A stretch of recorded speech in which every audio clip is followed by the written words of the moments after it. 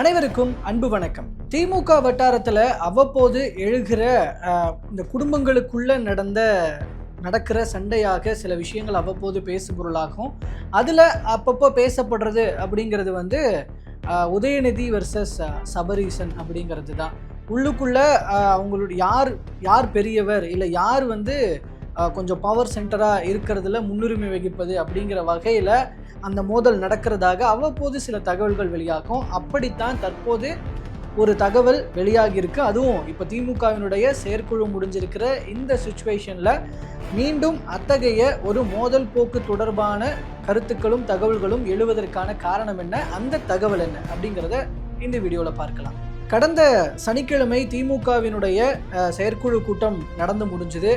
அந்த செயற்குழு கூட்டத்தில் நிறைய முக்கிய முடிவுகள்லாம் எடுத்திருந்தாங்க. கடந்த 2026 தோல்விக்கு பிறகாக நிறைய கட்சிக்குள்ள சீரமைப்பு பண்ண வேண்டி இருக்கு. அதனால அதில் நிறைய சீனியர்களை ஓரம் கட்டுவது அப்படிங்கிற அந்த முடிவுகள்லாம் எடுக்கப்பட்டது.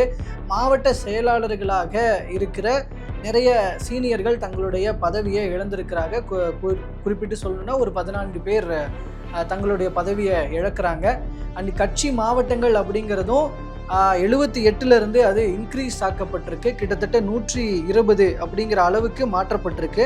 குறிப்பிட்டு சொல்லணும்னா அதில் மாவட்ட செயலாளர்களினுடைய, அதாவது கட்சி மாவட்டங்களினுடைய எண்ணிக்கை 110 அப்படிங்கிற அளவுக்கு இன்க்ரீஸ் பண்ணப்பட்டிருக்கு. ஸோ அதனால் ஏற்கனவே தங்களுடைய மாவட்ட செயலாளர் பதவிகளை இழக்கும் 70 வயதுக்கு மேற்பட்ட சீனியர்கள், அது 70 வயதுக்கு மேற்பட்டவர்கள், அது 3 முறை பதவியில் இருந்தவர்கள், அவங்களெல்லாம் அந்த பதவியிலிருந்து விடுவிப்பது அப்படின்னு முடிவெடுக்கப்பட்டிருக்கு. அதில் நிறைய சீனியர்ஸ் தங்களுடைய பதவியை அதில் இழக்கிறாங்க. அது யார் யார் அப்படின்னு நம்ம பார்க்கும் பொழுது கூட அதில் சில லிஸ்ட் அவுட்டும் நம்மளுக்கு கிடைக்கப்பெறுகிறது. அதில் ஏவா வேலு, சாத்தூர் ராமச்சந்திரன், ரகுபதி, ராணிப்பேட்டை காந்தி, அனிதா ராதாகிருஷ்ணன், ஆவுடையப்பன், சுந்தர், செஞ்சி மஸ்தான், எஸ்ஆர் சிவலிங்கம், முத்துசாமி, சாக்கோட்டை அன்பழகன், ராமகிருஷ்ணன், தளபதி, இது மாதிரி பலர் தங்களுடைய வயது காரணமாக தங்களுடைய மாவட்ட செயலாளர் பதவி இழக்கிறாங்க.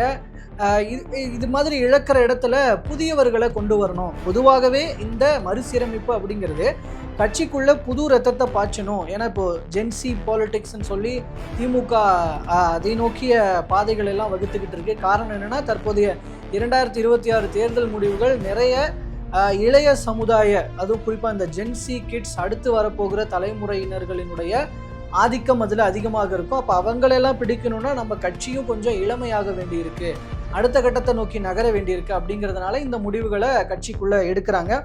இதுக்கு கொஞ்சம் சீனியர்ஸும் ஒத்து போயிருக்கிறாங்க. பெரியசாமி அவர்கள் கேட்கும் போதெல்லாம் மனசுக்குள்ள வருத்தம் இருந்தாலும் கூட தலைமை ஒரு முடிவு எடுத்தால் அது சரியாக தான் இருக்கும், கரெக்டாக எடுத்திருக்கிறாங்க அப்படின்லாம் சொல்லி பேசிட்டு போயிருந்தாங்க. ஸோ இப்போது இந்த சீனியர் ஜூனியர் விவகாரம் அப்படிங்கிறதே ஒரு பக்கம் பேசும் பொருளாக ஆகிட்டு இருந்த சுச்சுவேஷனில் இப்போ நான் முன்னாடியே சொன்னது போல் உதயநிதி வெர்சஸ் சபரீசன் அப்படிங்கிறது இந்த பிரச்சனையிலிருந்து எப்படி அடுத்த நீட்சியாக அந்த பிரச்சனை வருது அப்படின்னு நம்மளுக்கு ஒரு கேள்வி இருக்கலாம்.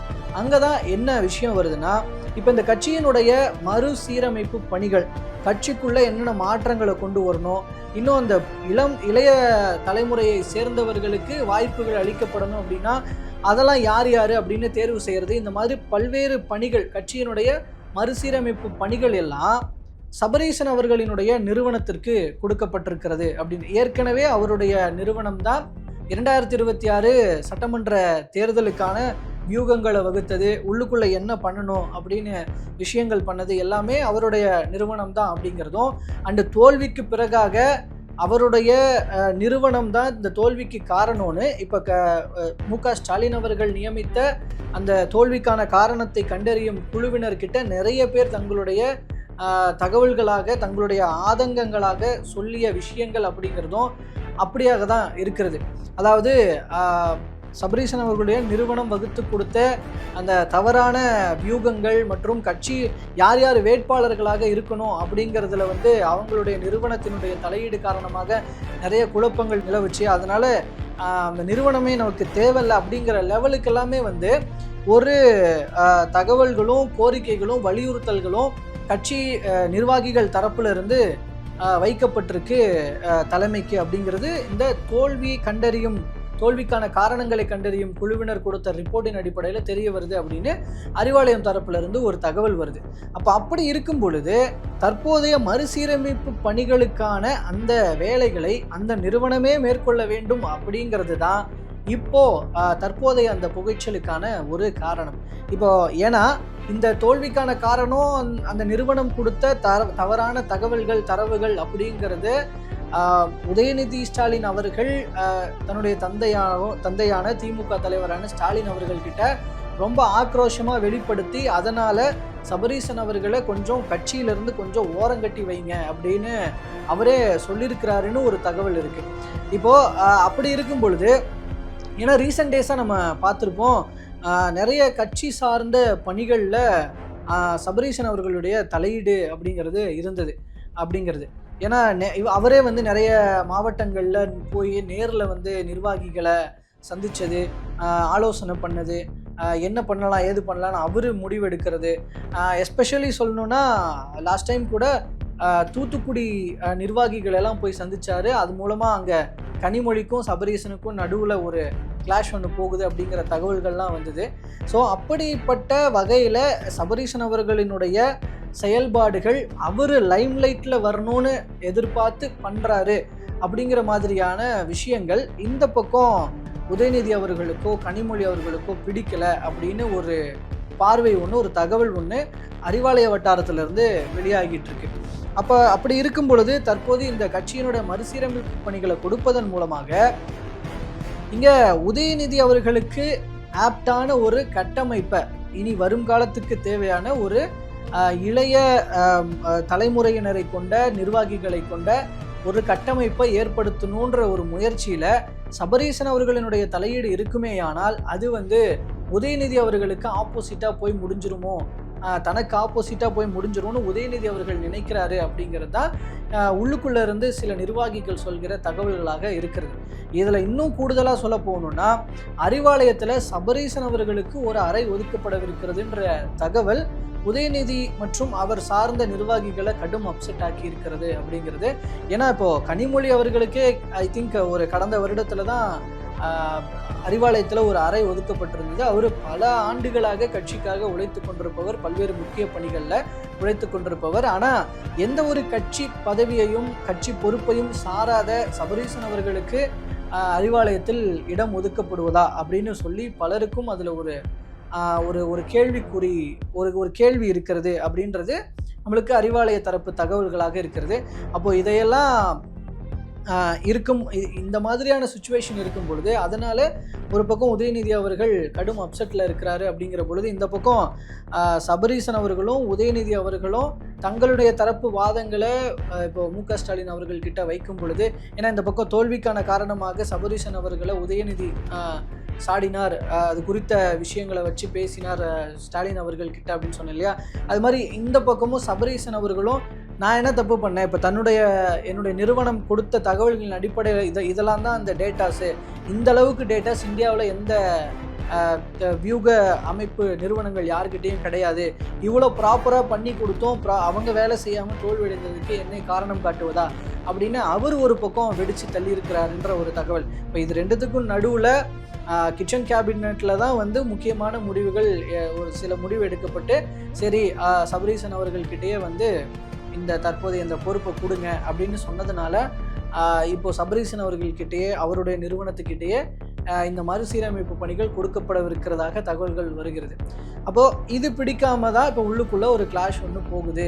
இப்போது மோரோவர் நான் முன்னாடியே சொன்னது போல் அறிவாலயத்துக்குள்ளே சபரீசன் அவர்கள் வந்துட்டா கட்சியை ஃபுல் கண்ட்ரோல் அவர் எடுத்துக்குவாரோன்ற ஒரு பயமும் ஒரு வித கோபமும் இங்கே உதயநிதி மற்றும் அவர் சார்ந்த நிர்வாகிகள் தரப்பில் இருக்கிறதாகவும் பார்க்கப்படுது. ஸோ இதுக்கு நடுவில் தான் இப்போ ரெண்டு பேருக்கு நடுவில் சபரீசன் மற்றும் உதயநிதி ஆகியோருக்கு நடுவில் ஸ்டாலின் அவர்கள் மாட்டிக்கிட்டு ஒரு மாதிரி நெருக்கடியில் முழிக்கிறாரு அப்படின்னு ஒரு பார்வை, ஒரு தகவல் அறிவாலய வட்டாரத்துலேருந்து வெளியாகிட்டு இருக்கு. இதற்கான இது உண்மைதானா, இதுக்கு பின்னாடி இந்த மோதல்கள் இன்னும் பெரிதாகுமா, இல்லை இதுக்கு பின்னாடி என்னென்ன நடக்குது, இதனோட விளைவுகள் என்ன அப்படிங்கிறதெல்லாம் இனிவரும் காலங்களில் திமுக தரப்புல எடுக்க போற நடவடிக்கைகள் வாயிலாக அது வெளிப்படும் அப்படின்னு நம்ம புரிஞ்சுக்கலாம். யார் யார் நியமிக்கப்படுவார்கள், ஒவ்வொருத்தரும் நியமிக்கப்படும் போது கட்சி வட்டாரத்தில் அந்தந்த மாவட்டங்களில் என்ன மாதிரியான பிரச்சனைகள் வெடிக்கும், இதையெல்லாம் பேஸ் பண்ணி நம்ம அப்போ இந்த மாதிரியான விஷயங்கள் முன்னரே நாம் கேள்விப்பட்டது உண்மைதான் போல அப்படின்னு நம்ம ஒரு முடிவுக்கு வரலாம். பட் இப்போதைக்கு இந்த விஷயம் சொல்லப்படுது. ஏன்னா ஒரு பக்கம் இதுவும் சொல்கிறாங்க, இது வெளியில் வைக்கப்படுற ஒரு பிம்பம் தான், மற்றபடி உள்ளுக்குள்ளே எந்த பிரச்சனையும் இல்லை, இது ஒரு ஒரு திட்டமிட்டே தான் இந்த மாதிரியான ஒரு பிம்பம் வெளியில் வைக்கப்படுது. ஸோ கிட்டத்தட்ட இதுவும் கூட ஒரு வியூகம்தான்ற அளவுக்கு சொல்கிற நிர்வாகிகளும் தகவலும் சொல்கிறாங்க. அதனால் இதில் என்ன நடக்குது, ஏது நடக்க போகுது அப்படிங்கிறத இனி வரப்போகிற காலகட்டங்களில் திமுக தரப்பிலிருந்து எடுக்கப்பட போகிற முக்கியமான நடவடிக்கைகள், யார் யார் மாவட்ட செயலாளர்களாக நியமிக்கப்பட இருக்கிறாங்க, அதில் உதயநிதி ஆதரவாளர்கள் எத்தனை பேர் இருக்கிறார்கள், இப்படிங்கிற மாதிரியான எண்ணிக்கை மற்றும் தகவல்களின் அடிப்படையில் நம்ம இந்த தகவல் உண்மையா பொய்யா அப்படிங்கிறத நம்ம முடிவுக்கு வரலாம். பட் இப்போதைக்கு இப்படிப்பட்ட ஒரு தகவல் சர்க்குலேட் ஆகிட்டு இருக்கு. இதை உங்கள் முன்னாடி வச்சிடுறேன். மோரோவர் இன்னொரு விஷயம், செயற்குழுலையும் சரி, செயற்குழு முடிஞ்சதுக்கு அப்புறமாவும் சரி, மகளிர் அணி நிர்வாகிகள் தரப்புலேருந்து தலைமைக்கு ஒரு வலியுறுத்தல், ஒரு கோரிக்கை அழுத்தமாக வைக்கப்பட்டிருக்கிறது. அப்படிங்கிறது என்ன தகவல் அப்படின்னா, கனிமொழி அவர் ரொம்ப காலமாக இப்போ கட்சிக்காக உழைச்சிட்டு இருக்கிறாங்க. அவங்களுக்கு ஒரு முக்கிய பொறுப்பை கொடுத்தாகணும். எத்தனை நாளைக்கு அவங்க துணை பொதுச் செயலாளர் அப்படின்னு இருக்கிறது, அவங்களுக்கு பொதுச் செயலாளர் பதவி கொடுங்க, இல்லாட்டி முதன்மை செயலாளர் பதவி கொடுங்க, இப்படிங்கிற மாதிரியான ஒரு கோரிக்கையும் ஒரு அழுத்தமும் இங்கே மகளிர் அணி நிர்வாகிகள் தரப்புலேருந்து தலைமைக்கு வைக்கப்படுவதாக ஒரு தகவல் இருக்குது. ஸோ இதில் அடுத்து என்ன மாதிரியான நடவடிக்கை எடுக்கப்படவிருக்கிறது, தலைமை எடுக்க போகிறது அப்படிங்கிறதையும் நம்ம பார்க்கலாம். மொத்தத்தில் திமுகக்குள்ள இந்த தோல்விக்கு பின்பாக நிறைய மாற்றங்கள் வரவிருக்கிறது அப்படிங்கிறது. இதில் அடுத்த செப்டம்பர் மாதம் 17ஆம் தேதி திமுக உதயமானது, அண்ணாவினுடைய பிறந்தநாள், பெரியார் அவர்களுடைய பிறந்தநாள் அப்படின்னு முப்பெரும் விழா அப்படிங்கிறது நடக்க இருக்கு. அதற்கு முன்பாக நிறைய மாற்றங்கள் திமுகக்குள்ள இருக்கலாம் அப்படின்னு நம்மளுக்கு சில தகவல்கள் வருகிறது. அந்த தகவல் உண்மையாகும் பட்சத்தில் என்னென்ன நடக்குது அப்படிங்கிறத நம்ம பொறுத்திருந்து பார்க்கலாம். இந்த திமுகவினுடைய சீரமைப்பு மற்றும் உள்ளுக்குள்ள நடக்கிற இந்த மாதிரியான இன்டர் பாலிடிக்ஸ் விவகாரங்கள் தொடர்பாக உங்களோட பார்வை என்ன, கருத்து என்ன அப்படிங்கிறத கமெண்ட்ல பதிவு பண்ணுங்க. மறுபடியும் வேறு சில தகவல்களோடு உங்களை சந்திக்கிறேன். நன்றி.